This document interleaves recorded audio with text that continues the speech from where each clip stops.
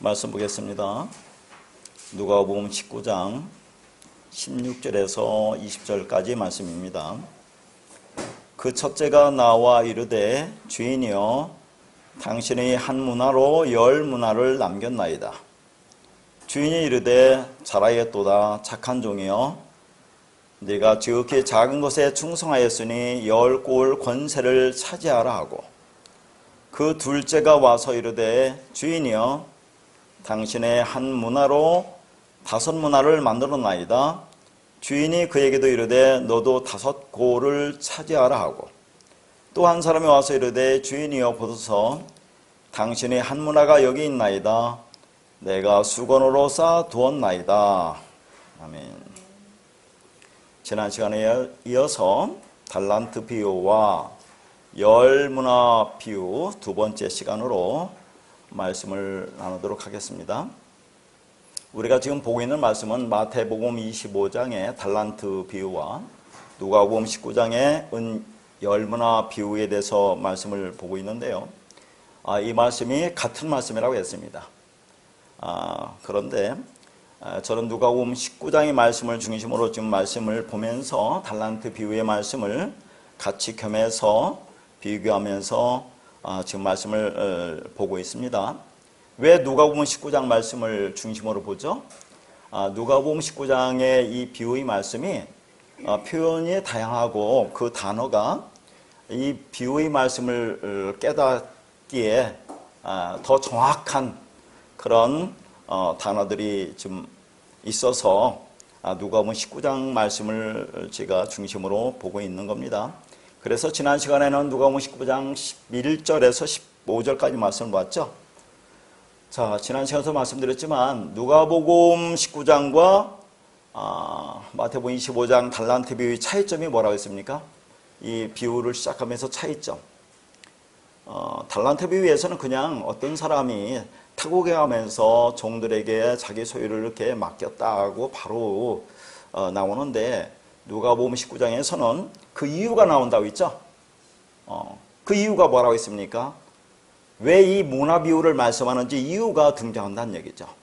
그 이유를 알아야 이 비유 말씀을 우리가 정확하게 해석할 수가 있는 것입니다. 19장 10절에 보면 이게 이제 그 소제목으로서는 분리되어 있죠. 삭개오 이야기를 마치면서 인자가 온 것은 잃어버린 자를 찾아 구원하려 함이라 라고 이제 19장에 삭개오 이야기가 끝나고 제목이 바뀌어서 은 10문화 비유를 시작하면서 11절부터 시작한단 말이죠. 그럼 우리가 볼 때는 전혀 다른 얘기 같지만 같은 얘기다 하는 얘기입니다. 장조를 없이 읽으라고 했죠, 성경을. 그래서 예수님이 그 삭개오의 구원의 이야기를 지금 했는데 이들이 이 구원에 대해서 오해하고 있는 수가 있고 정확하게 이 말씀을 깨닫지 못하기 때문에 그럴까 봐서 자 뭐라고 합니까? 이 비유의 말씀을 더하여 말씀하여 준다고 그렇게 얘기하잖아요. 그래서 그 이유가 뭐라고 나왔어요? 바로 11절에 보면은 지금 이스라엘 백성들이 뭐라고 나옵니까? 하나님 나라가 당장에 나타날 줄로 생각함이라고 했죠. 당장이라는 뜻이 뭐라 했습니까? 눈에 보이게 그렇게 나타날 거라고 생각한 거죠. 왜 그렇게 생각했습니까? 그들은 지금 예수님께서 예루살렘에 가까이 왔다고 그래요. 예루살렘에 가까운 곳은 죽으러 오셨는데 그들은 죽는다는 그 의미를 알지 못했어요. 죽고 부활한다는 거. 그러니까 예루살렘에 가까이 왔다. 그러니까 지금 이스라엘 백성들이 로마의 지배에 시달리고 있잖아요. 많은 핍박과 고난을 당하고 있습니다. 그러니까 예루살렘에 가까이 오니까 예루살렘이 회복되고 이스라엘 왕국이 세워지는, 그래서 그 나라의 왕으로 등극하는 그런 주님으로 지금 생각하고 있는 거예요, 이들은. 그러니까 보이는 하나님 나라가 임하는 거, 그것이 당장에 하나님 나라가 나타난다고 그랬죠. 그래서 그 말씀에 이어지는 게 뭐냐면 이 귀인이 다시 말해서 예수 그리스도가 먼 나라에서 왕위를 받아 가지려고 온다고 그러잖아요. 근데 이들이 이것을 싫어하는 겁니다. 반대하는 겁니다. 미워해요. 그래서 몰래 다른 사신을 보내서 그 뒤에 말은 뭐라고 하겠습니까? 우리는 이런 왕을 원하지 않는다는 그런 말을 하러 갔겠죠. 자, 근데 이 교인이 예수 그리스도가 먼 나라에 와서 왕위를 받는다는 얘기가 뭐라고 했습니까? 먼 나라고 나서는 큰 나라, 율법의 나라, 이상의 나라, 그런 나라라고 했죠. 그러니까 하늘나라에서 이 땅에 오시는 겁니다. 왜 오셔요? 죽으러 오시는 거 아닙니까? 죽어야 우리를 구원할 수 있기 때문에. 육으로는 구원할 수 없죠. 죽고 영으로 그리스도로 진리로 우리 안에 임해서 우리와 연합돼서 하나가 되어서 우리를 하나님의 아들로, 하나님의 자녀로 만들려고, 그렇게 구원하려고 지금 예수님이 오시는데, 그들은 그런 왕을 원하지 않는다는 얘기죠. 당장에 나타나는 예수, 육체를 가진 예수가 왕이 되어서 자신들의 현실의 문제를 좀 해결해 달라는 그런 왕을 원한다는 얘기죠. 자기들의 육체의 왕. 자기들이 지금 얼마나 많은 고난을 당하고 있습니까? 로마의 지배 아래서. 그러니까 그런 것으로부터 해방되어서 이 땅에서 힘들고 어려운 삶을 왜 지금 뭔가 구원해달라는 그런 눈에 보이는 왕을 원하고 있는데, 그리스도로 온다는 건 뭡니까? 눈에 보이지 않는 거죠. 영으로 오는 거니까, 말씀으로 오니까, 진리로 오는 거니까, 그렇게 와서 너희들을 구원하겠다는 그 의미를 모르는 거예요. 지금 오늘날과 똑같은 거 아닙니까? 그 의미를 모른다, 그런 얘기죠. 그래서 이 지금 문화의 비유를 말씀하고 있는 겁니다. 자, 그래서 오늘은 이제 16절부터 말씀을 보도록 할 텐데요. 16절에 보니까 뭐라고 하냐면, 첫째 애가 나와서 말하기를 주인이여 내가 한 문화로 10문화를 남겼다, 그렇게 나와요. 자, 그러면 여기서 지난 시간에 우리가 또 보아야 될 말씀은 13절에 보면 뭐라고 나오죠? 13절에 그 종 열을 불러서 은화 10문화를 나눠줬다고 있죠? 열을 불러서 10문화를 남겨줬으면 어떻게 되는 겁니까? 한 사람 앞에 한 문화를 남겨주는 것이 되네요. 그건 뭐 틀린 건 아니겠죠. 그런데 뒤에 쭉 보면 10명이 다 등장하지 않아요. 3명만 등장해요. 그러니까 지금 이것은 무슨 얘기냐면, 여기에 등장하는 3사람은 각각 다른 사람이 아니라 나라는 사람이 어떻게 복음을 듣고 성장해 가는지를 보여주는 거예요. 이게 그 종 열에게 10문화를 남겨줬다 할 때 그 종 열이라고 하는 건 뭐라고 했습니까? 여기서 10명에게 10문화를 남겨준 거, 한 사람께 한 문화를 남겨줬다는 의미가 되지만 그런 의미가 아니라고 했잖아요. 자, 열이라고는 종, 나 하나를 얘기하는 거예요. 열이라고는 종에게 즉 열을 나눠줬다, 그런 얘기입니다. 열이라고는 종이 뭐라고 했어요? 지난 시간에 열이라고는 종, 그것은 말씀으로, 그러니까 하나님이 나를 열이라고 하는 말씀으로 온전함으로 불러주었다, 그런 얘기를 했죠. 진리로 불러주었다, 그런 얘기예요. 그런데 나는 그것을 뭘로 봐요? 그 열 속에 진리를 담아 주었어요. 그런데 나는 그 열을 율법 하나로 보고 있단 말이에요. 율법 하나. 그 안에 담기는 진리를 보지 못하고 율법 하나로 보고 있어요. 그러니까 여전히 종이에요. 나는 종. 그런 의미가 담겨 있는 거죠. 다시 말해서 열이라는 율법 안에 진리를 담아주셨는데 나는 겉의 것은 율법밖에 몰라요. 지난 시간에 다 써준 건데 그 중에서 일부만 다시 제가 정리해드렸어요. 그러니까 결론적으로 열은 나 하나의 종을 의미하는 것이고, 나에게 열을 주었는데 나는 무엇으로 인식하냐면 율법 하나로 보고 있다, 그런 얘기입니다. 그래서 그걸 한문화라고 한다고 그랬죠. 그런 종입니다. 우리는 종.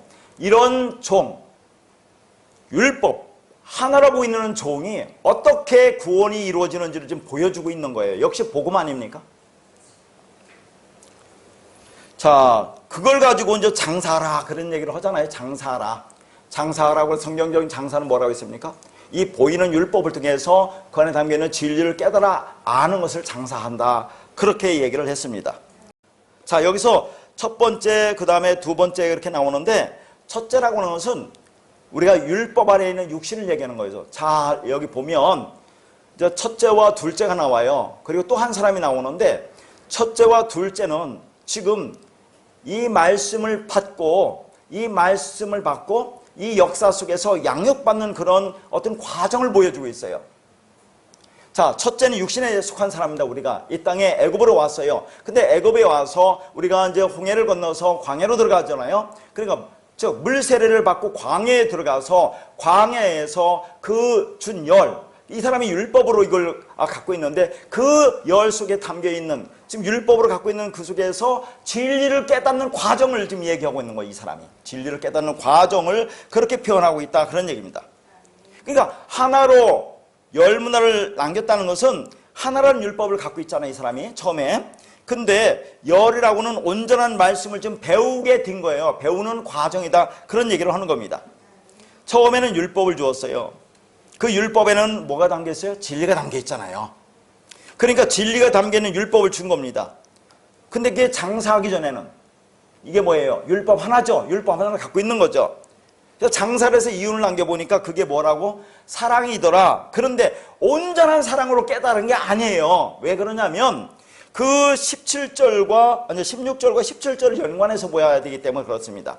그리고 둘째와 연관해서 볼 때 그런 거예요. 우리가 하나로 열을 깨달으면 열은 완성이니까 완전하네. 근데 그 17절에 보면 이 사람이 완전하게 진리를 깨달지 못했다는 것이 나와요. 그러니까 자, 열을 하나로 받았어요. 율법으로 받았어요.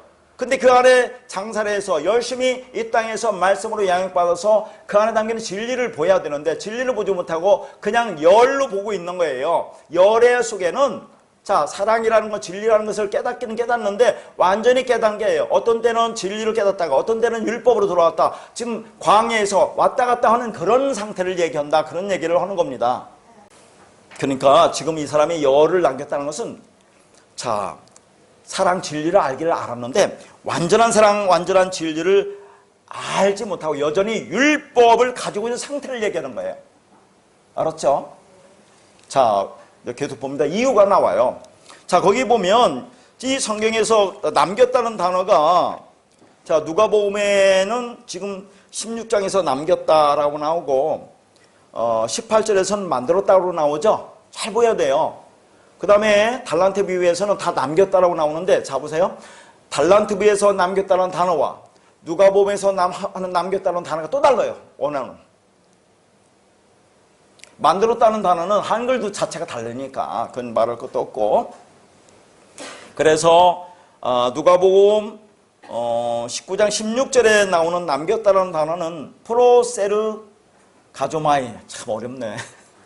그냥 참고로 허라고 지금 써놓은 겁니다. 그러니까 뭐뭇을 향하여 더 벌다, 더 만들다의 뜻이라 그런 얘기죠. 그러니까 원금을 가지고 자, 장사를 해서 더 얻었다, 그런 말이죠. 땅에서 위 차원의 것으로 벌었다. 하나의 율법으로 열이라는 것을 깨달았다. 근데 이것은 율법과 진리가 함께 있는 것으로 율법과 진리를 배워가는 과정이다, 그런 얘기죠. 이게 물세를 받고 광야에서 양육받는 과정을 이렇게 표현하고 있는 거예요. 자, 첫 단계와 두 번째 단계가 섞여 있는 겁니다. 이 첫 번째 사람은. 그 이유가 17절에 보니까 주인이 말합니다. 자, 뭐라고 하냐면 잘하였다, 착한 종이라고 나오죠. 이 착한이란 단어가 아가토스라는 단어입니다. 잘 알죠, 이제 아가토스. 하나님이 가지고 있는 그 선. 그러니까 하나님의 선이 너에게 임했구나, 이런 말이에요. 보이는 세상으로만 살다가 이제는 보이지 않는 세상이 보이기 시작한 겁니다. 그런 얘기죠.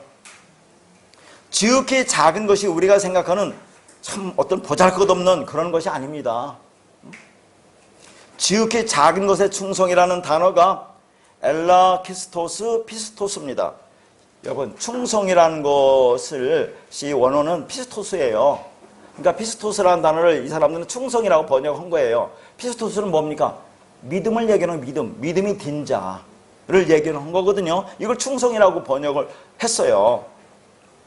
그러니까 지극히 작은 것의 충성이라고 하는 의미는 뭐냐?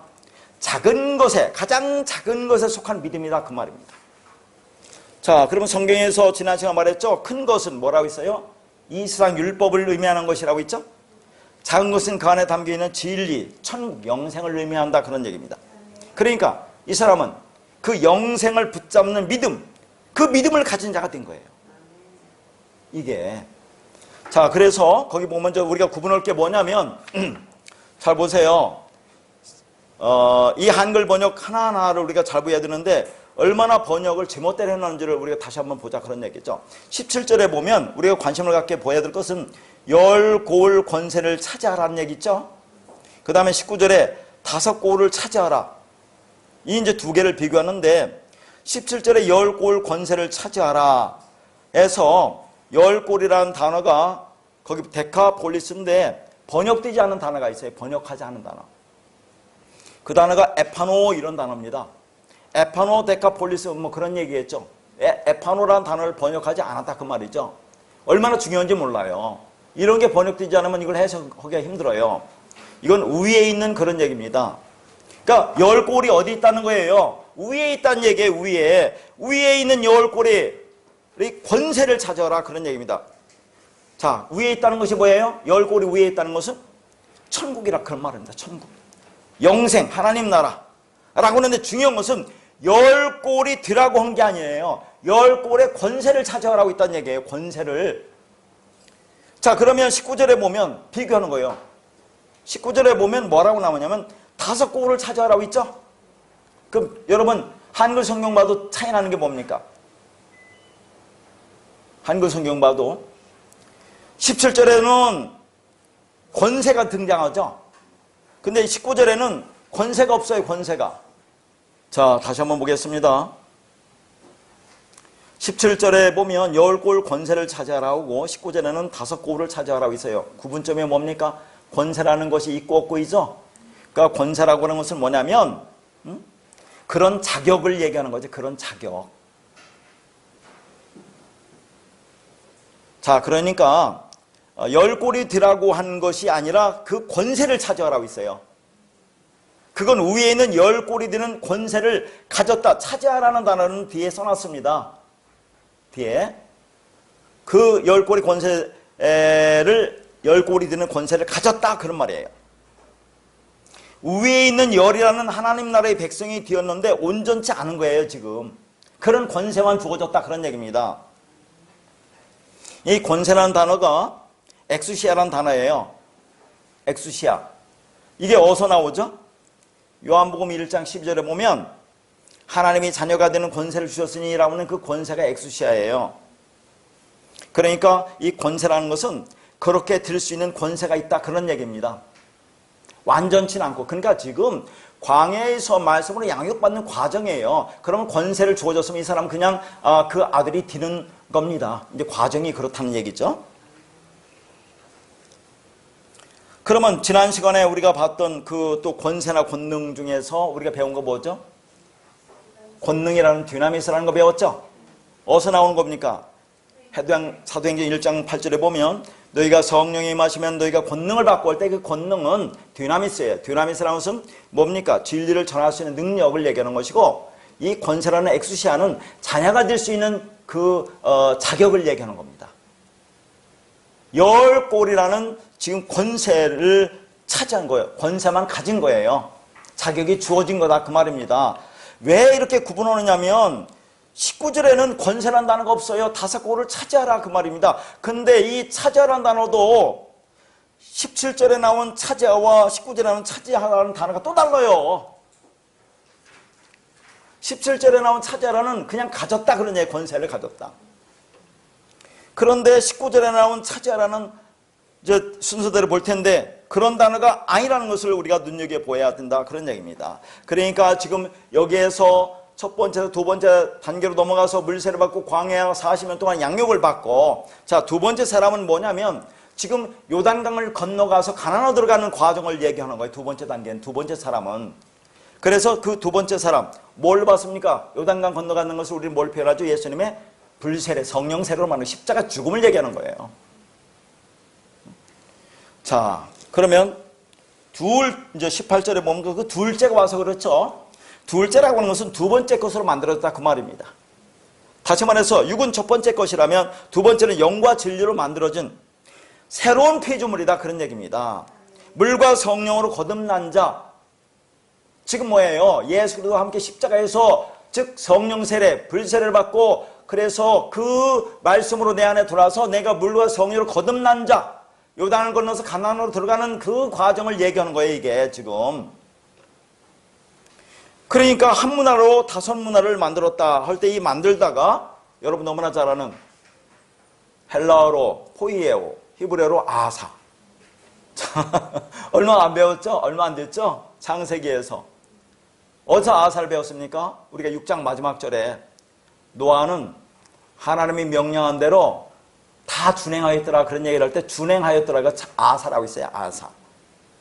그러면 노아가 하나님이 명령한 거 방주를 만들어라. 방주에 한 쌍씩 암소 한 쌍씩 다 들여보내라. 그 식량을 다 준비하라. 그걸 다 했다는 그런 말이라고 있습니까? 그런 걸 통해서 그 안에 담긴 하나님의 마음을 깨달아 알았다는 얘기죠. 하나님의 은혜에 의해서. 그래서 의로운 존재가 되었다. 하나님이 원하는 자가 되었다니까 준행하는 거예요. 그게. 그러면 헬라에서 포이에오는 어디서 나와요? 대표적으로. 마태복음 보면 주여 주여 하는 자마다 천국에 다 들어갈 것이 아니에요. 하나님 아버지의 뜻대로 행하는 자, 뜻대로 되어지는 자, 이 행하다가 포이에오예요. 하나님의 말씀이면서 그 말씀에서 우리가 하나님의 뜻대로 되어지는 자, 우리가 뭘 행하는 게 아니라 그게 여기서 포이에오 아사를 썼다는 얘기죠. 만들다는 단어. 그러니까 이 만들었다. 한 문화로 다섯 문화를 만든 것은 누가 만든 겁니까? 내가 만든 게 아니라 그 하나님의 영, 말씀, 진리가 들어와서 나를 그렇게 깨닫게 하였다. 영과 진리가 되게 하였다. 완성이다. 그런 얘기를 하는 거죠. 다섯 문화 이런 데 집착하지 마서 다섯으로 만들었는데 하나를 이걸 이 사람의 완성으로 깨달은 거예요. 열이라든가 다섯이라든가 둘이라든가 하나라는 것은 그걸 깨달으면 그 자체가 하나인 겁니다. 열도 그게 깨달으면 하나가 되는 거죠. 그래서 다섯으로 완성이 된 거죠. 다섯 문화로 창조가 된 건 만들어진 거다 그런 얘기입니다. 아사 포에오를 썼잖아요. 자, 이런 말씀 중에서 우리가 알고 있는 말씀이 뭐죠? 고린전서 14장 19절에 보면 깨달은 마음으로 다섯 마디 말을 하는 것이 1만 마디 방언으로 말하는 것보다 낫다고 있죠. 여기서 깨달은 마음으로 다섯 마디 말을 하는 것이 뭡니까? 이게 다섯 문화를 남긴 거예요.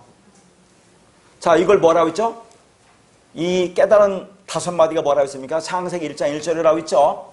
태초에 하나님이 천지를 창조했다. 태초에 베레시트 하나님이 엘로힘이 천 하 셔마임 지 하 에레츠 창조하다 바라. 이 다섯 단어라 그 말이에요. 이게 깨달은 다섯 마디다 하는 얘기입니다. 이게 성경 전체를 얘기하는 거죠. 이게. 그러면 성경 전체 이걸 깨달으면 하나를 안 거잖아요. 진리를 안 거잖아요. 사랑을 안 거죠. 완성이다. 그런 얘기를 하는 겁니다. 깨달은 다섯 마디가 이 말을 얘기하는 거죠. 모세오경 그런 얘기를 안 했으면 좋겠어요. 여기서는 열, 다섯, 둘, 하나로 주어지기 때문에 뭐 그렇게 한다고 틀린 건 아니겠지만요. 그렇잖아요. 뭐 그게 틀렸다고 말할 부분도 저는 그렇게 본다 그런 얘기입니다. 뭐 다른 오해는 마시고. 그러니까 한 문화로 다섯 문화를 남긴 것은 장사를 내서 마음으로 깨달은 다섯 마디 말씀이 된 거다 그런 얘기죠. 그래서 이제 여기 또 써놨습니다. 19절에 차지하라. 그거와 17절에 차지하라가 다르다 그 말이에요. 잘 보여야 돼요. 제가 구분해 주는 것은 16절 17절은 완성이 안 되기 때문에 권세를 차지하다, 권세를 가졌다는 얘기고 그렇게 되는 자격이 주어졌다는 얘기고 자 19절에는 다섯 골을 차지하는 겁니다. 참 희한하게 아까 그 17절에서는 열 골 권세를 차지하라 할 때 하나 빠진 단어가 뭐라고 있어요? 그거 하나 해석하지 않은 거 에파노 위에 있는 단어가 해석하지 않았다고 있죠? 근데 19절에서는 차지하라는 단어가 에파노 귀노마이를 또 차지하라고 이 사람이 번역을 해놓은 거예요. 자, 여러분 그러면 이런 한글 성경 번역을 신뢰할 수 있겠습니까? 어떤 것은 가장 중요한 단어는 번역을 안 해놓고 똑같은 한글은 같은데 원어는 전혀 다른 그렇게 했단 말이죠. 그러면 19절에 다섯 골을 차지하라 하는 것이 에파노 귀노마이라는 것은 에파노는 아까 위에 있는 그렇다고 있죠. 귀노마이가 만들어지다 창조되다 완성되다 그런 얘기예요. 그러니까 위의 것으로 완성되었다 그런 얘기입니다. 그러니까 다섯 골을 차지하는 거죠. 이건 이미 완성되었다 그런 얘기를 하는 겁니다. 전혀 다르잖아요 지금. 이런 것을 우리가 안 보고 성경을 정확하게 해석할 수가 없습니다. 전혀. 그래서 거기에 이렇게 자세히 써놨으니까 그렇게 한번 보시기를 바라고요. 자, 마지막 세 번째 사람인데 그 세 번째 사람이 뭐냐면 20절에 보니까 또 한 사람이 와서 그랬죠. 한 사람이라고는 이 단어가 여기서 원래 헬라어 사람은 안드로포스라는 단어를 쓰거든요. 근데 여기서는 한 사람이라고 그렇게 번역을 했는데 헤테로스라는 단어를 썼다 그 말이에요. 사람이라는 안드로포스를 쓰지 않고 헤테로스라는 단어를 썼다. 그러면 또 하나의 그런 얘기를 하는 거죠. 지금 이 세 사람은 누구를 얘기한다고 했어요? 나의 신앙의 여정, 과정을 본다고 했죠. 그러니까 지금 첫 번째 사람, 두 번째 사람은 신앙의 여정에서 첫 번째와 두 번째와 세 번째 단계가 이렇게 혼합되어 있는 그런 것을 지금 보여주고 그런 자, 즉 그런 자의 처음 모습이 지금 한 사람이 오는 거예요. 우리 처음 모습, 옛사람, 율법적 존재, 겉의 사람, 육신을 입은 사람, 이걸 이제 일반적으로 얘기를 하는 겁니다. 이 한 사람 놓고 다시 구원이 뭔지 복음이 뭔지를 설명하는 거죠. 자, 이 사람이 지금 뭐라고 하느냐면 당신의 한 문화가 여기 있나이다. 내가 수건으로 쌓아두었다. 이제 달란트에서는 땅속에 가둬 감춰두었다고 그러죠. 여기서는 수건으로 쌓아두었다고 그러고. 자, 그렇게 얘기를 합니다. 자, 그런 자세한 내용에 대해서는 마지막 세 번째까지 이 말씀을 보야 돼요. 그 마지막 할 때 자세히 보기로 하고 여기서는 그냥 일반적인만 얘기만 할게요. 자, 수건으로 그냥 쌓아두면 그냥 수건 안에 있는 거 그냥 율법, 지금 이 사람이 열을 율법으로 갖고 있잖아요. 그럼 율법 그대로 있는 거죠. 그러면서 오늘 읽지는 않았지만 자, 이 사람이 하는 얘기가 뭡니까? 모나비우에서는 이렇게 얘기해요. 당신은 엄한 사람이라 두지 않은 데서 취하고 심지 않은 데서 거두나이다 이렇게 얘기를 해요. 그럼 달란트 비유에서는 뭐라고 하냐면 당신은 굳은 사람이라 심지 않는 데서 거두고 해치지 않는 데서 모은다고 이렇게 얘기한단 말이죠. 그러면서 나는 당신이 두렵기 때문에 이것을 땅속에 감춰둔다, 수건 속에 쌓아둔다 그렇게 얘기를 하는 거잖아요. 지금 이게 무엇을 의미하느냐 그런 얘기입니다. 이게 다음 시간에 상당히 중요한 단어가 있어요. 문화비유에서 두지 않다 하는 두다라는 단어를 나중에 가르쳐 줄 거예요. 그게 해석하는데 상당히 중요한 것이고 심다라는 그런 단어들 상당히 중요합니다. 심다라고 하는 것이 뭐예요? 요 한 단어만 보면 씨를 뿌리다 그 말이에요. 그럼 자연의 법칙은 뭡니까? 씨를 뿌려서 그걸 가꾸고 나중에 거두는 거죠. 이게 자연의 법칙 아닙니까? 근데 이 사람은 지금 뭐라고 하냐면 이 하나님을 교회 다니니까 뭐 알겠죠. 전능하신 하나님이라 당신은 심지도 않고 거두는 분 아니냐. 해치지도 않은 거 똑같은 거 심다라는 단어 의미가 그렇게 모으는 사람 아니냐 그런 얘기예요. 그러니까 그런 전능하신 하나님 자연의 법칙과는 전혀 관계없는 그런 하나님 그런 하나님임을 이 사람은 지금 알고 있는 거잖아요. 그러니까 그걸 두려워하는 거예요. 그런데 거기서 엄한 사람이다 굳은 사람이라는 것도 단어도 참 어려운 단어예요.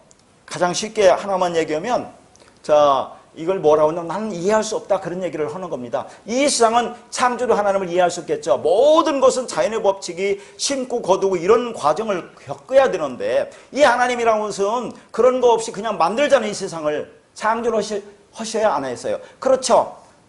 그런 하나님이 굳다 이 엄하다는 것은 도저히 이해가 안 간다. 자 교회를 다니는 사람이 창조를 안 믿겠습니까? 그러나 믿으면서도 이 세상도 이해를 못하지만 나도 이해를 못할 때가 있는 거예요. 어떻게 그렇게 할 수 있나? 그런 얘기를 하는 겁니다.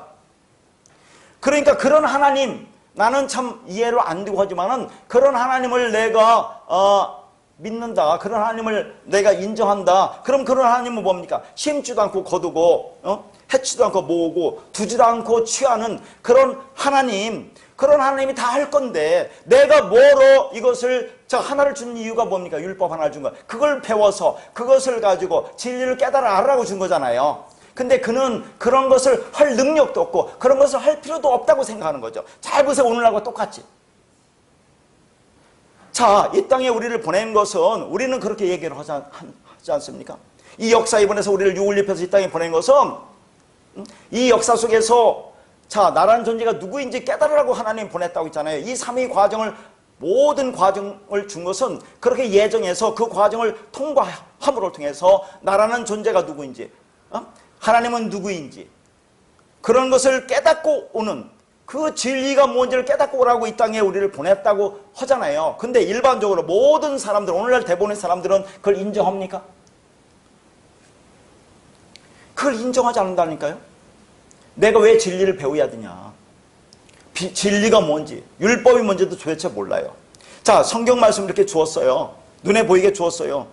아니, 이 준 성경 말씀을 그냥 눈에 보이는 대로 문자대로 그렇게 하나님의 허락한 대로 그냥 열심히 지키고 행하면 되지. 이 안에 담긴 그 진리가 뭐라고, 그걸 깨달으라고 한다면서, 그걸 깨달으면 나는 할 수 없다, 나는 죽어야 된다, 나는 없습니다, 나를 분해야 된다, 나는 먼지요 티끌이다. 왜 우리는 존귀하다고 그러는데 왜 니들은 자꾸 그렇게 얘기하니? 왜 아무것도 할 수 없다고 하니? 나는 잘 할 수 있는데. 자, 그렇게 이 사람은 생각한다는 얘기죠. 배울 의지도 없고 배울 필요도 없다고 생각해요. 왜? 전능하신 하나님은 모든 것을 한 번에 다 완성하는 분이기 때문에, 자, 심지도 않고 거두는 분이기 때문에 그분이 다 알아서 할 건데, 이 땅에서 그분이 허락한 대로 말씀 주어진 문자대로 열심히 지켜 행하면 되는 거지. 즉 교회 목사가 어련히 알아서 잘 가르쳐 줄리라고 이렇게 번역한 것은 이거 제대로 된 거지. 왜 니들은 이 안에 담긴 자꾸 얘기를 보고 그거 안에서 그 말씀으로 죽으라고 하니? 왜 죽여야 되냐? 살해야지. 할 수 있는데 왜 할 수 없다고 하니? 그런 얘기를 하는 거예요. 하나님이 다 하시는 거지. 나는 하나님이 허락한 대로 그 말씀대로 열심히 순종하면 된다, 그런 얘기입니다. 목사가 시키는 대로 하면 된다, 그런 얘기죠. 그러니까 그러니까 지금 우리가 문화비유에서 처음에 나온 것은 예수가 왕이 되는 것을 그는 바라는 거예요. 그리스도가 왕이 되는 것을 그들은 반대하는 거죠. 보이는 예수가 와서 그 예수가 왕이 되어서 그 예수를 통해서 내가 원하는 것을 얻고 내가 바라는 것이 되고, 그런 것을 지금 이 사람들은 원하는 거 아닙니까? 예수. 그러니까 그 예수를 살려놓고 열심히 섬기는 겁니다. 희생제사 드린다. 그분이 하라는 그 말씀대로 열심히 해서 좀 착한 사람 된다, 선한 사람 된다, 윤리도덕적으로 깨끗한 사람 된다, 뭔가 이 세상에 훌륭한 사람 돼서 빛과 소금이 되어서 이 썩어진 생을 뭐 이렇게 바르게 한다. 그렇게 매일매일 하면서 뭔가 자기 자신이 드러나잖아요. 보여요, 안 보여요? 나타나요, 안 나타나요? 내가 하는 나라가 나타나요, 안 나타나요? 그런 것을 지금 바라고 있는 거죠, 이 사람은. 그런데 그렇게 편하게 하면 될 텐데 왜 너희들은 이 말씀이 뭔지를 그렇게 그 속에 들어가서 자꾸 찾으면서 안 된다, 죽어야 된다 하는 것을 그들이 이해를 못해요. 그게 무슨 말인지 못해요. 그러니까 한 문화를 그냥 땅속에 또 수건에 쌓아두는, 그럼 율법 그대로 있는 거죠. 그냥 율법 그대로 그 주어진 대로 행하면 되는 거죠. 그럼 하나님이 다 알아서 할 텐데, 전능하신 하나님이 그냥 바로 하늘나라에 그렇게 이 땅에서 살다가 하늘나라 옮겨줄 텐데. 그러니까 예수를 바라보자, 예수를 본받자, 예수의 제자가 되자, 뭐예요? 예수를 닮자. 그렇게 이 땅에서 열심히 예수를 닮고 그렇게 하자. 그럼 얼마나 편해요. 우리가 더, 여러분, 구원받는 게 율법주의에서 하는 게 더 편해요? 우리가 하는 게 더 편해요? 그들이 하는 게 훨씬 더 편해요. 허락한 대로만 하면 되니까. 근데 여러분이 이 말씀을 어떤 때는 아는 것 같다가 어떤 때는 또 원위치에 있다가 왜 이렇게 어려워? 그 내용은 어려워. 왜 저렇게 어려운 말을 저렇게 하지? 그 안에 담긴 얘기가 뭔지를 왜 알아야 되지? 그 사람은 그럴 필요가 없다고 생각하는 거예요. 하나님 다 하실 거니까. 당장에 하나님 나라가 나타나서 나를 하나님 나라 보내면 되는데 왜 너희들은 그렇게 허니라고 하는 사람이, 이 사람이 한 사람이라는 게 원래 우리 모습이에요. 여러분 그렇게 안 했어요? 근데 그 말씀 있는 자는 그렇게 안 돼요. 그게 아까도 말했지만 장사전에 그 말씀, 그 시가 있는 자들은 자, 그 말씀을 찾게 되어 있어요. 구하게 되어 있어요. 두드리게 되어 있어요. 찾아가게 되어 있어요. 갈급함이 있어요. 그러니까 여러분이 이 자리에 왔지. 가만히 있는 이 자리에 누가 보냅니까? 절대 그렇잖아요. 하나님이 그렇게 인도해 가는 거예요. 그게. 근데 아무것도 안 해도 된다 하고 그렇게 이 말씀을 주어진 대로 왜 어렵게 말씀을 배우느냐, 그런 얘기예요. 왜 어렵게 그렇게 깊은 말씀을 배워서 너희들은 그렇게 하려고 하니? 다 하나님 하실 텐데. 그러니까 원래 우리의 모습이라는 얘기죠. 그게 한 사람입니다. 자, 그래서 그 이유가 이제 다음 시간에 그 깊은 내용을 보는데, 그래서 거기서 문화비유에서 중요한 것은 두지 않은 것을 취한다는 얘기. 근데 하나님이 뭐라고 해요? 그 다음에 야, 내가 언제 심지 않은 걸 거두고 해치는 거 못해? 그럼 하나님 뭐라고 해요? 심고 해쳐서 다 자연의 법칙대로 자기는 한다, 그런 얘기죠. 이 땅에서 너희들을 왜 보냈니? 우리를 왜 보냈습니까?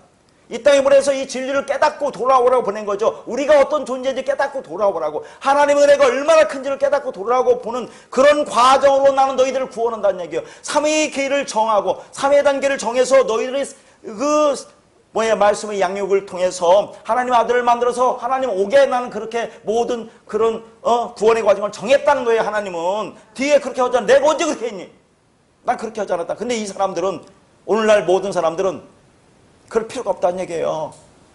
여러분, 이 말씀 뭘 이렇게 배워? 어렵게 알지도 못하는 거 왔다 갔다 하면서, 그러고 배웠다고 해서 이상하게 나를 위해서 이용하면서 그걸 얘기하는 거예요, 이 사람이. 그래서 악하고 게으른 종입니다. 악해요. 그래서 모든 율법으로 보면서 율법만 보고 행하는 자예요. 그렇게 하나님이 다 해주겠지. 당장에 하나님 나타나겠지. 그러니까 그리스도라는 왕을 인정하지 않는 거죠. 그런 왕권을 인정하지 않는 거죠. 예수, 눈에 보이는 왕이 되는 것을 바라는 사람이에요, 이 사람이. 그러니까 그 사람은 죽어야 된다는 얘기예요. 우리 그렇게 생각하는 사람은 죽으면, 그러면 그게 아들이 되는 거죠. 완성이 되는 거죠. 그럼 죽지 않으면, 깨닫지 않으면 여전히 그렇게 영혼이 그는 죽는 꼴이 된다는 것을 지금 복음으로 얘기하고 있는 겁니다. 길게 얘기했는데, 자, 그것이 이제 여기 문화비유에서의 얘기죠. 분명히 드러나죠, 이 말씀에서. 하나가 열을 남기고 하나가 닷을 남긴다는 그 의미가 지금 뭔지 여러분 드러나잖아요. 단어도 틀리고 전혀 다릅니다. 뭔지. 자, 그럼 달란트 비유를 볼게요. 달란트 비유. 이게 이제 같이, 달란트 비유에서는 5달란트 받은 자는 5달란트를 남기고 2달란트 받은 자는 2달란트를 남겼습니다. 그리고 1달란트 받았던 자는 문화의 비유에 같이 그 1달란트를 땅속에 감춰두죠. 자, 그런데 하나님은 우리에게 당신을 알라고 주신 이 세상의 내용을 뭐라고요? 율법을 주었어요. 하나님을 알라고, 보이는 것으로. 왜? 하나님은 보이지 않잖아요. 그걸 어떻게 줍니까? 그냥 보이는 거 줄 수밖에 없어요. 그것을 너희들이 이 땅에 와서 깨달으라는 얘기예요. 그런 과정으로 우리를 그렇게 만들어 놨다니까요. 근데 그걸 하지 않겠다는 얘기예요. 이 한 사람은 그냥 땅속에 감춰놓고 내가 뭘 배워, 진리가 뭔지 알아서 뭐해, 허란 대로 하지. 네가 그렇게 잘났니? 대부분 다 그렇게 해요. 우리 목사님이 얼마나 훌륭하신데 그 목사님 말만 잘만 들으면 되지. 그렇게 하는 거예요. 그래서 그런 데 관심이 없습니다. 알려고도 안 해요. 무슨 내용인지도 몰라요. 그러니까 하나님을 알라고 주는 게 이 이스라엘 율법이 보이는 거란 얘기죠. 그 율법의 핵심을 뭐라고요? 계명의 10계명이라고 하는 거예요. 그래서 그 10계명. 자, 그것을 준 게 이제 10계명인데, 이렇게 하나님은 우리에게 당신의 율법을 주실 때 그것을 열이라는 계명으로 주십니다. 그러면 열을 5으로 2로 하나로 우리에게 건네주는 것은 그걸 깨달으면 다 똑같은 거예요. 그냥 복음을 설명하는 거지. 무슨 말인지 알겠어요? 그래서 10계명은 5계명으로, 5계명은 2계명으로, 2계명은 하나로 우리에게 오는 겁니다.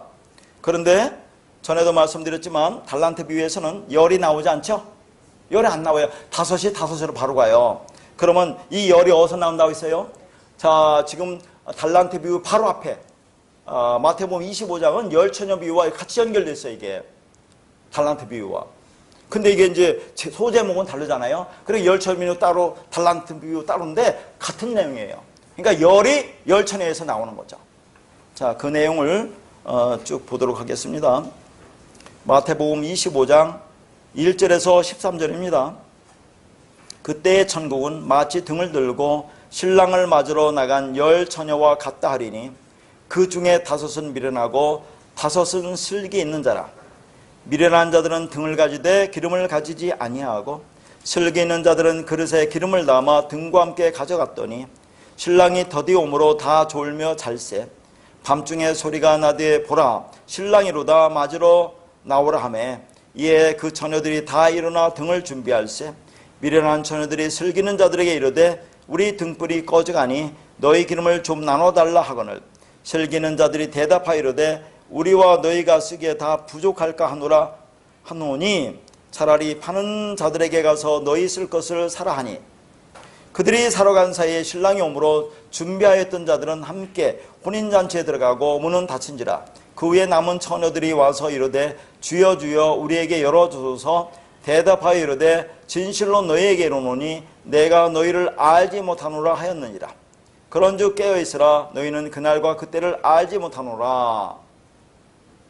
이게 이제 열처녀 비유인데, 자, 열처녀 비유. 지금 이 천국이 정의가 어디서 나오죠? 1절에 나오죠? 1절에 천국이 정의를 뭐라고 합니까? 천국은 뒤에 열처녀와 같다 이렇게 나와요. 천국이 열처녀다. 맞죠? 천국은 열이니까, 완성이니까. 그런데 여러분이 궁금한 것은 천국은 열이래요. 근데 기름을 준비한 5과 기름을 준비하진 5으로 나눠진단 말이에요. 그러니까 기름을 준비하지 못한 5 처녀는 천국에 들어가지 못하고, 혼인잔치에 들어가지 못하고, 기름을 준비한 5만 지금 혼인잔치에 들어가잖아요. 천국에 들어가잖아요. 천국이 되는 거죠. 열을 천국이라 해놓고 왜 5은 못 들어가고 5은 들어가느냐 하는 얘기예요. 이게 열이 5으로 완성된다는 걸 보여주는 거예요. 이게 열이 5으로, 말씀, 기름, 진리가 든 5으로 완성되는 거야. 이게 깨달은 5마디가 된다는 것을 또 보여주는 거죠. 그래서 달란트 비유에서 5부터 나오는 거죠. 열이 5이고 5이 이렇게 되는 것으로 보여주는 거예요. 깨달으면 다 같은 거라고 했어요. 자, 그러나 그것만 알기는, 그러니까 이 열처녀 비유가 나왔으니까 한번 내용을 좀 봅시다. 자, 열처녀 비유는 신랑의 결혼식, 그러니까 혼인잔치와 관련된 비유입니다. 여기서 말하는 열처녀는 신랑의 신부를 의미하는 게 아니라 결혼식 때 신부의 들러리를 의미합니다. 이해 가요? 열처녀 비유에서 열처녀가 신랑의 신부가 아니라 신랑의 들러리라 그 말이에요. 그럼 신랑의 들러리는 나쁜 겁니까? 아니에요. 똑같아요. 나중에 보세요. 자, 우리는 신랑의 신부, 그리스도의 신부가 될 뿐 아니라 그리스도의 신부의 들러리가 되는 거예요. 신부가 된다는 것은 개별적인 의미입니다. 개별적인 교회로서 그리스도와 연합되는 것을 말하고 미리 뒤에 다 써놨어요. 그 다음에 들러리가 된다는 것은 우리가 혼인잔치에 참여하는 거예요. 공동체적인 교회로 그리스도와 연합되는 것을 얘기하는 거예요. 자, 여기서는 들러리라는 단계로 나오는 겁니다. 저 의미로 나와요. 당시 이스라엘의 결혼 풍습에는 3단계의 절차가 있었는데, 그 마지막 3번째 단계인 결혼식 때에 신랑은 신부 집으로 찾아가서 신부를 데리고 피로연이 베풀어질 자신의 집으로 가두 행렬을 하며 돌아온다고 해요. 그러니까 본문의 열처녀들이 맞이하려고 기다렸던 것도 바로 이 행렬이었던 것으로 보인다 하는 얘기죠. 들러리예요. 신부의 들러리. 자, 성경에서 혼인잔치와 관련된 구절이 어디 나와요?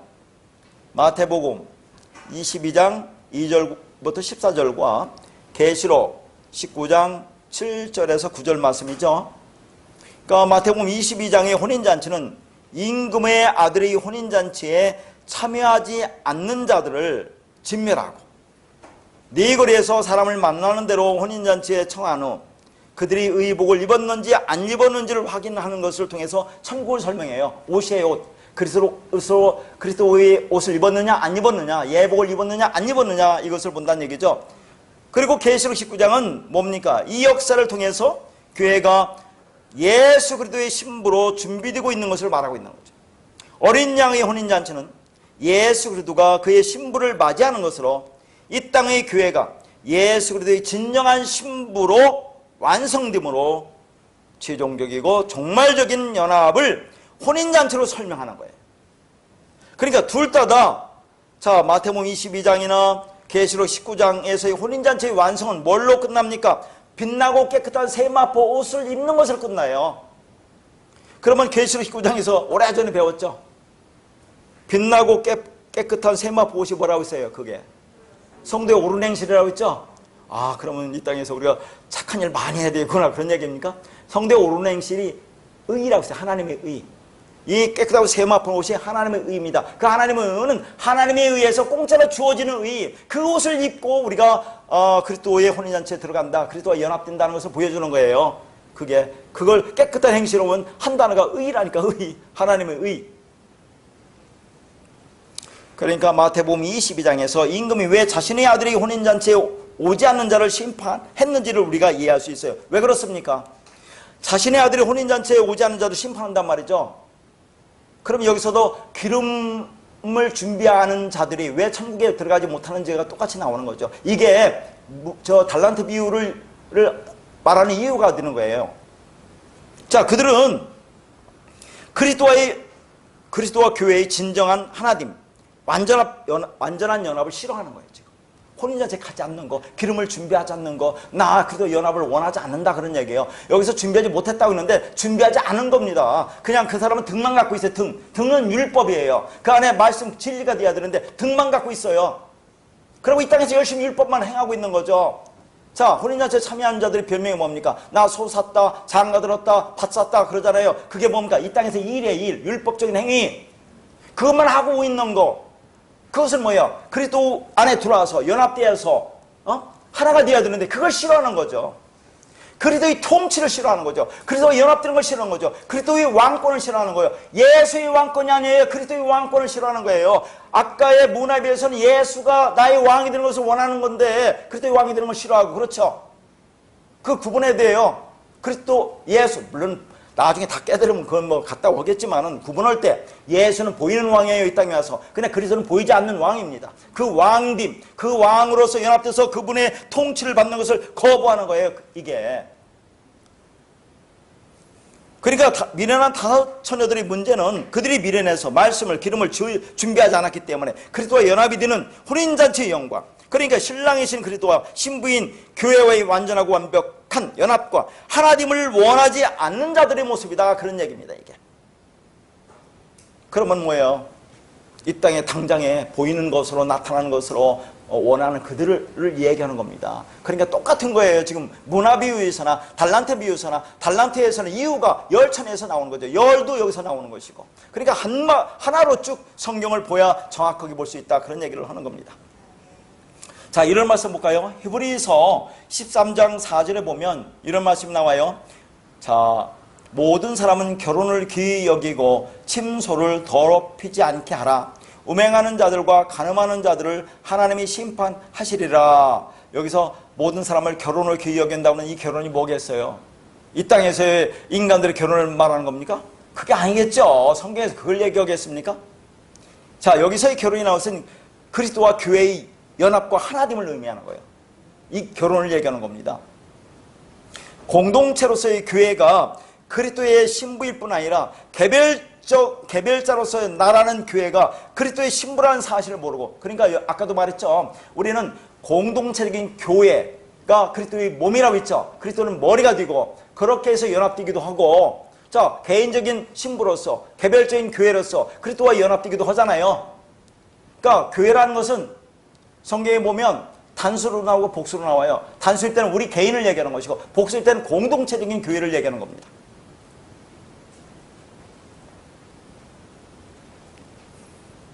자, 공동체로서의 교회가 그리스도의 신부일 뿐 아니라 개별자로서의 나 자신이 그리스도의 신부라는 사실을 모르고 그리스도와 상관없이 살아가는 삶을 침수를 더럽히는 것이고 음행하고 간음하는 자들이라고 말을 하는 겁니다. 여러분, 상관한다는 말이 뭔지 알죠? 쌍스러우니까 얘기 않겠습니다. 그리스도와 우리는 상관해야 돼요. 한 몸을 이루어야 된다는 얘기예요. 쉽게 말해서 성행위를 해야 그게 진정한 연합이다 그런 얘기를 하는 거예요. 이 땅에서 여러분 부부관계를 통해서 그걸 보여주는 거예요. 상관이라는 것은 그냥 아무런 단어가 아니라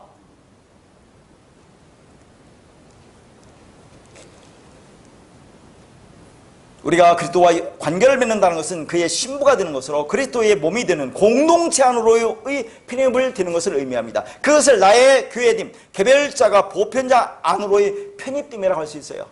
이해를 하겠죠? 내가 그리스도의 몸이라는 공동체 안으로 편입되는 것, 이게 공동체 안으로 편입되는 것을 말하기도 하는 겁니다. 그러면 나와 그리스도를 연합되게 하는 띠는 뭡니까? 이제 쉬워요. 지금까지 계속했으니까 이 땅에서 자연인으로 그리스도와 상관없는 독립체로 개별자로 살아가던 사람이 어떻게 그리스도와 연합이 되고 하나가 되는 경험을 하느냐 하는 얘기입니다. 자, 우리를 그리스도와 연합되게 하는 띠가 뭐라고요? 그리스도 영이죠. 예수가 십자가에 죽고 그리스도로 부활하여 보내신 성령이 개별자로 살고 있는 나를 그리스도와 연합되게 하는 거예요. 그 성령은 나의 개별성을 삭제하고 그리스도께로 접붙이는 겁니다. 그리스도와의 보편성으로 함몰되게 함으로 그리스도의 몸으로서의 교회가 되게 한다 그런 얘기입니다. 그러면 슬기 있는 다섯 처녀와 미련한 다섯 처녀를 구분하는 기준이 뭡니까? 여러분 성경을 잘 읽을 때 뭐가 구분이 돼요? 자, 미련한 다섯 처녀에게 없는 것이 바로 기름이죠. 다 읽어보면 미련한 다섯 처녀와 슬기는 다섯 처녀의 구분은 딱 하나입니다. 기름, 말씀, 진리가 있느냐 없느냐. 왜 그래요? 둘이 똑같이 졸고 있어요. 이런 걸 잘 보여야 돼요. 그래, 윤리도덕적인 것은 안 봐요. 하나님이 똑같이 졸고 있다니까요. 근데 졸고 있든 어떻든 네가 이 말씀, 진리를 갖고 있느냐 없느냐, 기름이 있느냐 없느냐, 그것만 보신다는 얘기예요. 하나님은. 그러니까 문장 속에 다 들어있어요. 이 말씀이 뭘 의미하는지. 자, 그래서 이제 깨어있으라 이런 말, 너희는 그날과 그때를 알지 못하노라. 자, 이런 말 가지고 얼마나 우리를 겁줍니까? 깨어있으라. 그날과 그때를 알지 못하니까 열심히 교회 와서 예배 참석하고 열심히 기도해서 성령 충만 받으라. 그래서 말씀으로 기름으로 항상 준비하라. 그런 얘기를 하잖아요. 그들의 기름은 뭡니까? 율법적인 기름을 준비하라. 그 말입니다. 뭐가 뭔지 모르고. 그래 열심히 행하잖아요. 교회 와서. 그러면 성령 충만하다고 하잖아요. 에? 그런 기름을 준비하라는 말이 아니잖아요. 기름을 준비하여 등의 불을 밝히고 있으라는 말입니다. 그리도 영, 말씀, 진리를 통해서 내 인생 역사 속에서 진리 빛을 비추라 그 말이에요. 자, 이런 말을 했잖아요. 마태복음 5장 14절에 뭐라고 했습니까? 너희는 세상의 빛이라고 했죠? 산 위에 있는 동네가 숨겨지지 못할 것이요. 자, 일방적인 선포예요. 하나님이. 너희는 세상의 빛이래요. 비치면 어떻게 하란 말입니까? 산 위의 동네가 숨겨지지 못하고 드러난다는 얘기죠. 산 위의 동네가 뭐라고 했어요? 다 했던 거죠. 예루살렘 성전, 예루살렘 성전은 율법의 대명사입니까?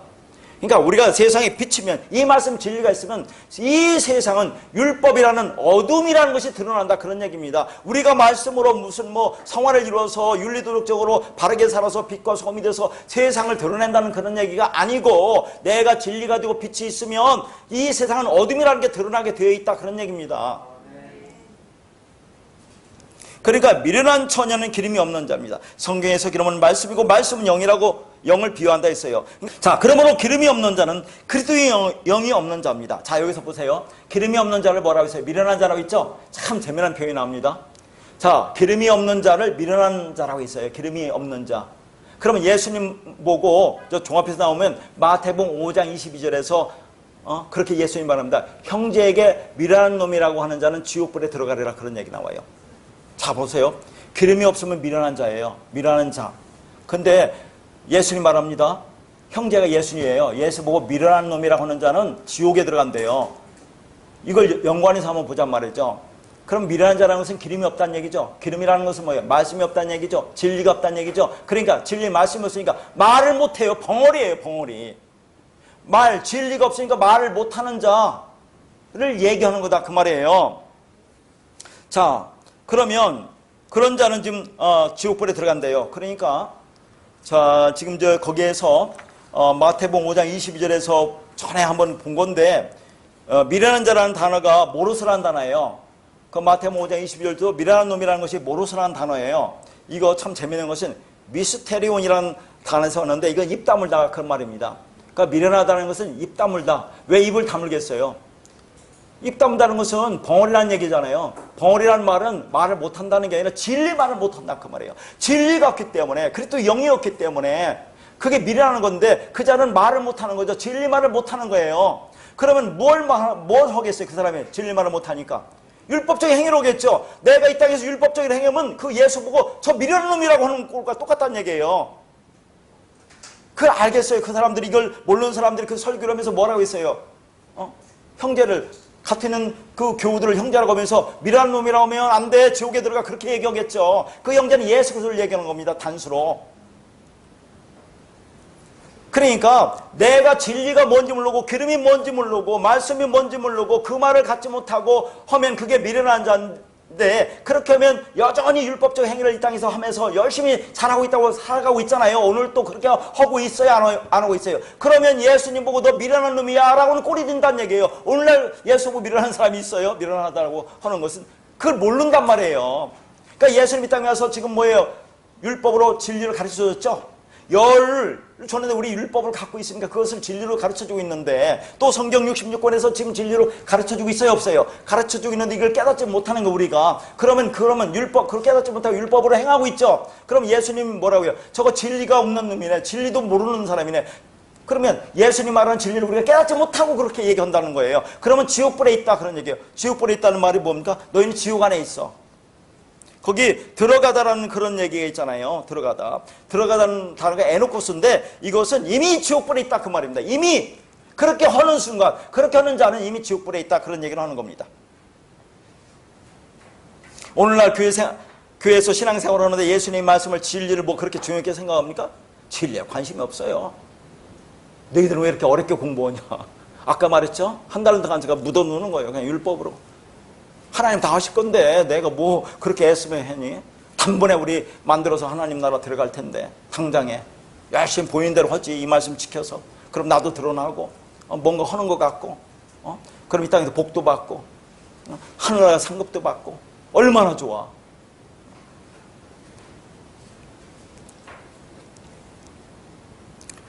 진리에 관심이 없습니다. 진리를 구하지 않습니다.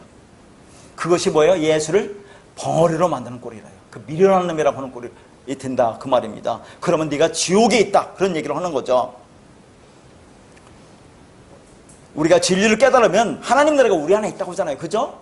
하나님 나라 너희 안에 있다 그런 얘기를 하고 깨닫지 못하면 지옥이 너희 안에 있다 그런 얘기를 하는 겁니다. 그러니까 예수가 전해주는 그 진리 말씀을 깨달아 알아야 돼요. 그걸 숨겨놓고 하나님 다 할 거라고 그렇게 하면 안 된다는 얘기예요. 그걸 열심히 와서 간구하고 찾고 그래 이 말씀이 뭔지를 알아가야 되는데 관심이 하나도 없어요. 하나님의 진리를 내가 가지고 있으면 하나님 나라가 내 안에 있는 것이고 하나님의 진리를 거부하면 내가 지옥 안에 있다 그런 얘기입니다. 지옥이 내 안에 있다. 자, 그런 자는 결국 인생의 집을 뭘로 어디에 져요? 율법행위 모래 위에 짓는 어리석은 자가 된다고 마태복음 7장 26절에 말합니다.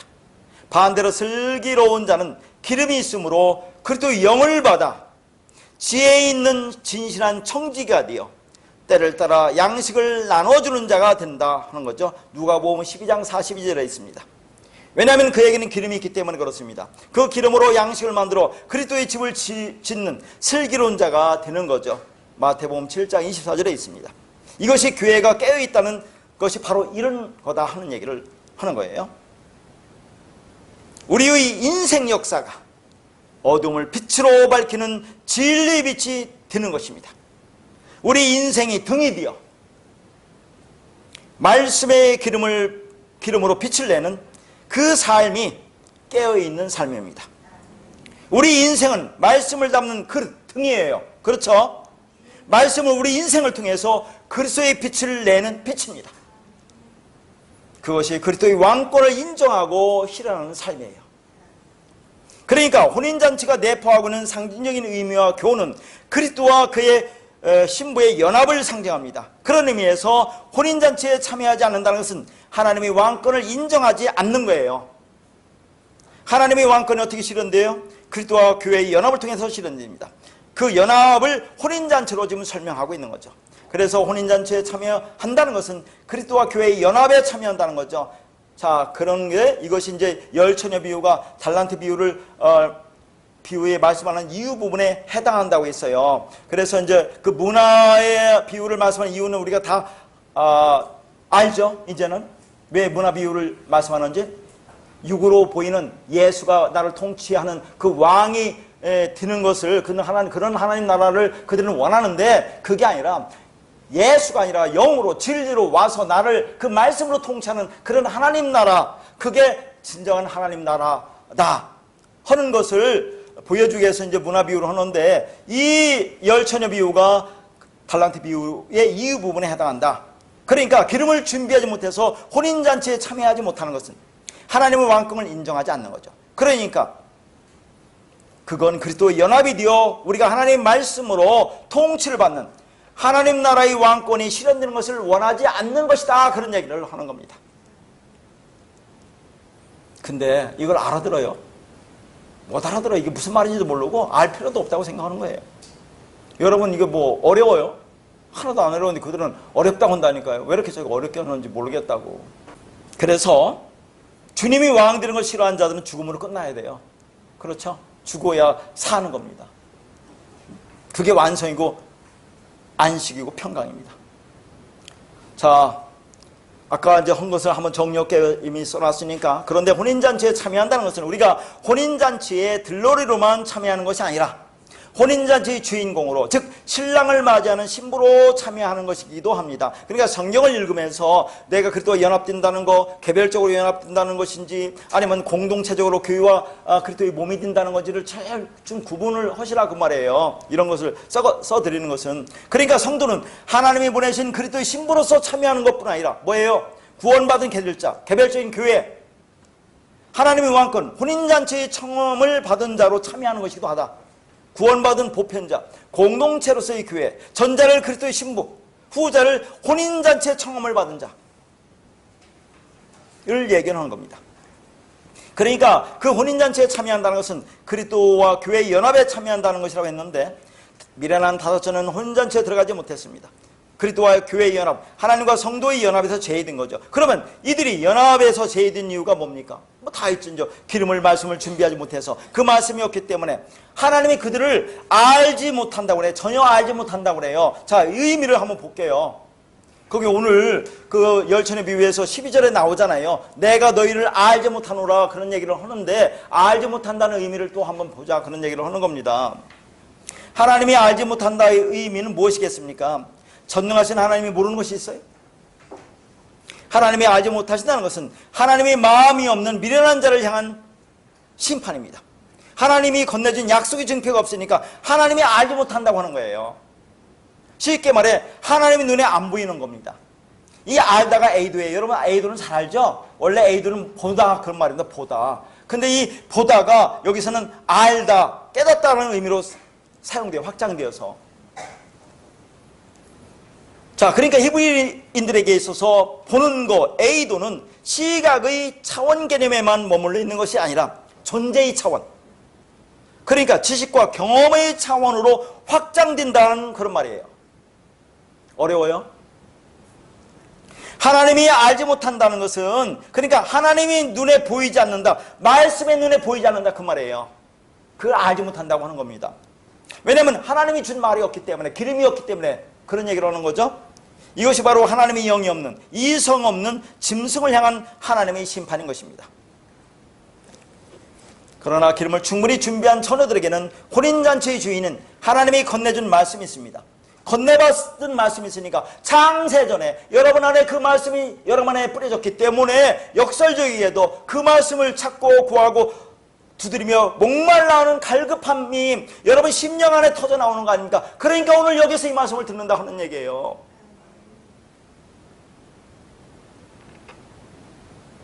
하나님을 향한 갈급함이 진리를 찾는 말씀으로 주어진다, 그 말입니다. 그래서 있는 자는 받아서 넉넉하게 되는 거다 하는 얘기를 하는 거예요. 이렇게 그리스도가 우리 생명으로 우리 마음과 인생 역사 속에서 말씀이라는 고백으로 흘러나오게 되는 거죠. 그걸 뭐라고 했어요? 호몰로게오라고 했죠. 하나님은 열천년을 천국이라 했습니다. 그런데 천국이 앞에 다섯과 뒤에 다섯으로 나눠져요. 아니 열이 천국이면 그러면 끝나는 건데 왜 앞에 다섯과 뒤에 다섯으로 나눠지느냐, 그런 얘기를 하는 겁니다. 앞에 다섯은 혼인잔치에 참여하지 못했고 뒤에 다섯은 혼인잔치에 들어갔습니다. 하나님이 우리에게 당신을 알라고 주신 세상의 내용을 율법을 했어요. 근데 그 율법의 핵심이 십계명이죠. 열이라는 얘기죠. 모든 말씀에 축약하면 열이다. 근데 십계명은 앞에 다섯과 뒤에 다섯 나눠지죠. 앞에 다섯을 뭐라고 합니까? 하나님이 된 계명, 대신 계명. 뒤에 다섯은 인간에 대한 계명, 대인 계명이라고 한다, 그 말이에요. 자, 지금 이것을 설명하는 거죠. 열천의 비유에는 열이 천국입니다. 그런데 왜 앞에 다섯과 뒤에 다섯으로 나누냐는 얘기죠. 앞에 다섯은 즉 기름이 없어요. 말씀이 없어요. 뒤에 다섯 말씀 기름이 있으니까 이게 천국이 되는 거잖아요. 열이 다섯으로 완성된다. 말씀으로 완성되는데 잘 보면 앞에 다섯은 하나님의 계명은 인간이 지킬 수 없다는 그런 말을 하는 거예요. 이 의미가 하나님이 볼 수 없고 느낄 수 없는 하나님을 우리가 어떻게 지켜요? 그러니까 인간이 지킬 수 있는 인간에 대한 계명으로 예수님이 산상수훈에 다섯으로 설명해 주는 거예요. 이렇게 지키면 앞에 것을 네가 지킨 거야. 전부 다 십계명은 하나를 얘기하는 거, 하나. 그 사랑, 그 진리, 열을 통해서 어떤 것이든 내가 그걸 깨달으면 하나님과 연합되고 하나 되는 거예요. 그게 서로 사랑하는 거예요. 그러니까 열을 줬는데 이 열, 하나님에 대한 것과 인간에 대한 나눠줬지만 하나님의 계명은 우리가 지킬 수 없기 때문에 인간에 대한 계명으로 설명해주고 이걸 지키면 너희들이 지켰어? 보여주는 거죠. 그래서 예수님이 산상수훈에서 살인, 간음, 도둑질, 거짓말, 탐심의 5의 율법을 뭘로 가르쳐줘요? 살인, 간음, 거짓말, 사랑의 넷으로 가르쳐주죠. 이걸 산상수훈에 뭐라고 하죠? 고급스러운 말로 에스카토스 코드란테스라고 하잖아요. 에스카토스는 그 마지막에 고드란테스, 하나인데 하나가 그냥 하나가 넷 중에 하나. 고드란테스는 쿼터예요. 쿼터. 영어로 쿼터. 4분의 1. 넷 중에 하나. 그 마지막에 넷 중에 하나. 사랑으로 이 계명을 너희들이 갚지 않는 게 아니라 받지 못하면, 내가 사랑이 되지 못하면 율법의 감옥에서 나오지 못해. 그 죽는 거예요. 그러면 무슨 말인지 알겠죠? 뭐 더 깊게 하자면 끝이 없어요. 3이라는 것, 살인, 간음, 도둑질, 3이라는 것을 통해서 우리가 깨달으면 이 땅에 우리가 뭘로 나와요? 4로 나와요. 사랑으로. 그러면 거룩한 성 예루살렘, 네 몸 반듯한 거룩한 성 예루살렘이 되는 거예요. 그렇게 또 설명할 수 있는 겁니다. 자, 이 넷이라는 것을 복음서에서는 4로 주는 거예요. 마태, 마가, 누가, 요한이라는 4로 또 설명해 주는 거죠. 그러면 이 4를 누가, 사랑의 사도 요한이 요한복음에서 사랑으로 완성해야 하네요. 사랑으로 완성해서, 즉 요한복음에서 전해주고, 또 서신서 요한 1, 2, 3서에 전해주고, 요한계시록, 사도 요한 썼죠. 요한계시록에서 말세에 들 일들, 하나님을 요한이라는 사랑으로 받은 성도 안에서 일어나는 무시무시한 하늘의 전쟁, 뭐예요? 아마겟돈 전쟁, 영적 전쟁에서 그 싸움에서 이겨서 하나님 나라의 완성이 우리 안에서 이루어지는 일들에 대해서 기록함으로 성경 66권이 우리 안에서 완성되는 겁니다. 그러니까 성경 66권이 우리 안에서 완성되지 않고 밖에 있는 계명과 율법이 되면 그걸 666이라고 하는 거죠. 66권과 나라는 6과 합쳐서 그게 666이 되는 거예요. 그걸 뭐라고요? 짐승의 수, 짐승의 이름.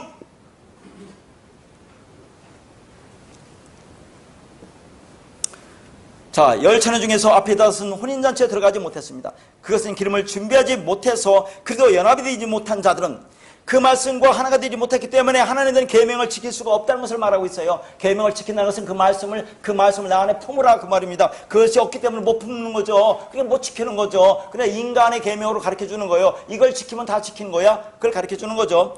다시 말해서 5이 못 들어가고 뒤에 5이 들어가는 모양입니다. 앞에 5은 뒤에 5 기름 말씀 진리로 완성이 되는 겁니다. 그러니까 10천에 비해서 열이 5으로 완성되는 것을 보여주고 있는 거예요. 그리고 그 5을 예수님은 하나님 사랑과 이웃 사랑이라는 둘로 설명해 주죠. 그래서 하나님의 말씀은 열로 5으로 둘로 하나로 우리에게 오는 겁니다. 자, 마태복음 25장 20절에서 25절 말씀입니다. 5달란트 받았던 자는 5달란트를 더 가지고 와서 이르되 주인이여 내게 5달란트를 주셨는데 보소서 내가 또 5달란트를 남겼나이다. 그 주인이 이르되 잘하였도다 착하고 충성된 종아 네가 적은 일에 충성하였으며 내가 많은 것으로 네게 맡기리니 네 주인이 즐거움에 참여할지어다 하고 2달란트 받았던 자도 와서 이르되 주인이여 내게 2달란트를 주셨는데 보소서 내가 또 2달란트를 남겼나이다. 그 주인이 이르되 잘하였도다 착하고 충성된 종아 네가 적은 일에 충성하였으며 내가 많은 것을 네게 맡기리니 네 주인이 즐거움에 참여할지다 하고 1달란트 받았던 자는 와서 이르되 주인이여 당신은 굳은 사람이라 심지 않은 데서 거두고 해치지 않은 데서 모으는 줄을 내가 알았으므로 두려워하여 나가서 당신의 달란트를 땅에 감추어 두었나이다. 보소서 당신의 것을 가지셨나이다. 여기서는 간단하게 설명하겠습니다. 5달란트 받은 자가 5달란트를 남겼어요. 아까 이거 남기다가 아까 문화비유에서 17절에 남겼다고 그랬죠. 한 문화를 가진 자가 10문화를 남겼다고 하는 단어가 또 달라요. 여기 남겼다가 이렇게 복잡하다니까요. 또 다른 단어 테르다이노라는 단어인데 이 그렇다 회복하다는 뜻이 있어요.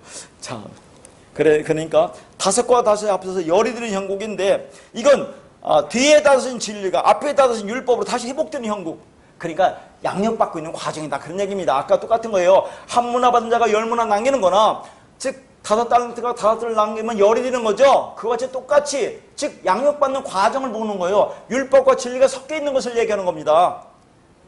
율법을 진리로 깨닫다가도 다시 율법으로 돌아가고 왔다 갔다 하는 그런 과정이 있어요 없어요? 다 있잖아요. 그런 과정을 지금 얘기하는 겁니다. 이것이 율법과 진리가 같이 있는 상태를 얘기하는 거죠. 물세례를 받은 겁니다. 그리고 광야에서 양육을 받는 거죠. 자, 그러면 2달란트 받은 자는 2달란트 남겼다는 얘기가 뭔가 보여요. 이 둘이 뭐예요? 디오. 이 샤남인데 쌍수인데 이게 어디서 나왔죠? 우리 다 배웠어요. 창세기 6장 19절과 20절에 뭐랍니까? 앙수 한 쌍씩. 20절 각기 둘씩, 한 쌍씩 둘씩이 샤남이에요. 쌍수. 둘이 연합이 하나가 되니까 이게 하나죠, 하나. 그러니까 방주로 들어가는 거, 안식을 들어가는 걸 얘기한다고 했잖아요. 그래서 이게 둘이 되는 것은 하나요. 짝으로 완성이 되는 걸 보여주는 거죠. 아까 한 문화가 5문화가 되는 거죠. 이게 완성됐죠. 아사포예우로 썼죠. 하나님이 그렇게 만들었죠. 완성됐잖아요. 깨달은 5마디. 여기는 둘이 되는 것은 짝이 돼서 완성됐다. 그러면 하나가 되는 거예요. 이것도. 그러면 다시 말하자면 나중에 이 한 문화 가진 자 잘못된 생각을 뺐어야 그 사람이 산다니까요. 그 뺏어서 누구한테 줘요? 5문화를 가진 자에게 줍니까? 2달란트를 가진 자에게 줍니까? 10문화 가진 자에게 주고 10달란트 가진 자에게 준단 말이에요. 그러면 그 10문화나 10달란트는 완성이 안 된 거예요. 아직도 율법과 진리가 섞여 있어요. 그래서 완성인 하나를 주어서 열을 하나로 완성해서 살려낸다는 걸 보여주는 거예요. 이게. 그러면 이제 그 하나가 우리에게 어떻게 주었습니까? 뭐 다 아는 거잖아요. 이 세상에 하나로 오신 독생자 모노게네스로 오신 예수 그리스도가 십자가에 죽고, 영어로 뭐라요? 우리에게 율법을 해석한 말, 깨달은 5마디 말씀으로 온 거죠. 그러면 그 말씀으로 우리가 주었으니까 열심히 이 땅에서 그 율법 안에다 진리를 깨달으라고 해야 되는데, 아까도 말했지만 악하고 게으른 종이라 그렇게 하잖아요. 뭐 하나님 다 할 텐데 내가 이 땅에 와서 왜 이렇게 열심히 공부하면서 이 알기 힘든 말을 내가 배우면서 머리 깨지도록 이렇게 해야 돼? 그럴 필요 없잖아. 다 알아서 하나님이 이 예수 믿으면 구원받고 이 땅에서 열심히 하기만 하면 상급받고 뭐예요? 복받고 그렇게 할 텐데 뭘 그렇게 하니? 니들은 그렇게 유별나냐? 하나님이 그렇게 했니? 그럼 처음부터 하나님 그렇게 주셨어야지. 이 말씀을 이렇게 율법으로 주지 말고 그 안에 담긴 의미로 주었어야지. 하나님은 그렇게 줄 수 없다니까요. 그렇게 하는 거 똑같은 거예요. 아까 한 문화 가진 자와 이 한 달란트 받은 자가 똑같은 겁니다. 거기에 대한 자세한 해석은 다음에 더 마지막으로 하기로 하고요. 그리고 스스로 깨달을 능력도 없어요. 그래 감춰두는 겁니다. 땅이란 율법 안에 그대로 두면 율법이죠, 그냥. 그러면서 여전히 율법만 좋다고 하는 거예요. 그러니까 이 하나를 완성하기 위해서 말씀 육신으로 오신 예수 그리스도가 뭐가 돼요? 악하고 게으른 종이 되시는 거예요. 그분이 우리가 되시는 거예요. 그래서 자, 십자가에 죽고 율법 속으로 들어가죠. 땅 속으로 들어가는 게 율법 속으로 들어가는 거예요. 율법을 부숴버려요. 그분이 죽고 율법 땅 속으로 들어가잖아요. 율법을 부숴버려서 뭘 완성해요? 하나로 진리로 그리스도로 완성해서 우리 안에 주시는 거예요. 그게 열을 가진 자에게 하나를 줘 완성하는 겁니다. 10을 하나로 완성하는 거죠. 자, 여기 이제 28절만 잠깐하게 보면 참 재미있어요. 그에게서 그 1달란트를 빼앗아 10달란트 가진 자에게 주라. 근데 문화비유서는 좀 달라요. 문화비유서는 그 뭐라고 하냐면, 잠깐 읽어보면, 자, 뭐라고 문화비유서 하냐면, 참 재미난 것은, 곁에 있는 사람에게 이래요. 곁에 있는 사람에게 한 문화를 빼앗아 10문화에게 주라 그러죠. 근데 그는 그에게서 1달란트를 빼앗아 10달란트에게 가진 자에게 주라. 17절이란 절수는 똑같은데 이렇게 달라요. 그러고 심는다 해친다 나오는데 문화비유서는 둔다라는 얘기예요. 두지 않은 것을 취한다 이런 얘기 나와요. 곁에 있는 자, 이 곁에 있는 자가 누군지 알아요? 여러분이에요. 여러분. 진리를 깨달은 자. 히스템이 된 자가 옆에서 뺏어야 돼. 그걸 가르쳐 주어서 살려줘야 돼요. 그렇게 얘기한다니까요. 기가 막힌 얘기잖아요. 뺏어라. 그 잘못된 생각을 뺏어야 돼. 그래야 살리는 거야.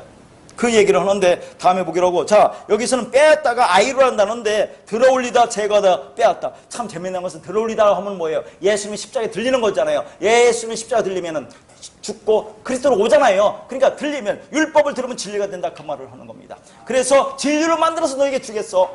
그 다음 빼앗다라는 것, 제거하다는 것은 또 이렇게 볼 수 있습니다. 우리가 다 본 건데, 자, 골로새서 2장 14절에 보면 우리를 거스리고 불리하게 하는 법조문으로 쓴 증서를 지우고 제하여 버리사 십자가에 못 박으시고 해서 제하여 버린다가 아이로입니다. 그 다음에 요한복음 1장 29절에 요한이 예수께서 자기에게 나오심을 보고 이르되 보라 세상지를 지고 가는 하나님이 어린 양이로다 해서 지고 가는 이 아이로예요. 그러니까 자 골로새서에서는 법조문 율법 증서죠. 이것을 지우고 제어버리는 거, 제어버려야죠. 이 사람이 갖고 있는 그 한 달란트 율법을 갖고 있잖아요. 그걸 뺏어야 돼요. 뺏어서 진리로 만들어줘야 돼요. 그래서 그 아이로를 쓴 것이고, 자 그 율법을 갖고 있는 것은 죄잖아요. 그러니까 죄를 지고 가는 거, 예수 그리스도가. 그래서 그 사람을 진리로 만들어주는 겁니다. 그러니까 이 아이로라는 단어는 죄의 속죄와 관련된 예수 그리스도의 희생적 사역을 설명할 때 사용된 겁니다. 이런 측면에서 달란트 가진 자의 것을 빼앗는다는 것은 매우 복음적인 의미가 있는 거죠. 이것은 마치 예수 그리스도의 생명을 빼앗아 우리에게 건네주는 구원의 대속적 희생적 사역을 연상하게 합니다. 독생자 모노게네스 하나로 오신 예수 그리스도의 생명이 빼앗겨져서 열의 계명으로 살고 있는 우리에게 넘겨짐으로 율법인 우리가 진리로 변화되고 사랑하는 자가 되고 온전한 자가 된다 하는 것입니다. 그러니까 결국 한 달란트 받은 자의 죽음은 율법으로 오신 예수의 죽음인 동시에 예수 안에서 함께 죽은 우리 율법적 자, 율법의 선악 구조와 선악 욕망으로서의 나의 죽음을 상징하는 거예요. 이렇게 한 달란트 하나로 독생자 모노게네스로 오신 예수 그리스도의 죽음을 통해 율법 열이 하나 사랑으로 우리 안에서 완성되는 겁니다. 그래서 율법이 사랑이 되고 악이 선이 되며 어둠이 빛이 되고 땅이 하늘이 되는 거죠. 종율법이 아들 진리가 되는 거죠. 종율법 열이 아들 진리 하나가 되는 겁니다.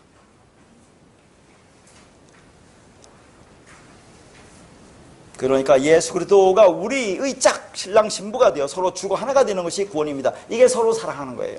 그러니까 달란트 비유는 우리가 하나님을 위해 충성스러운 일꾼으로 노력하고 애써서 하나님께 칭찬받는 자가 되자는 권면의 이야기가 아니에요.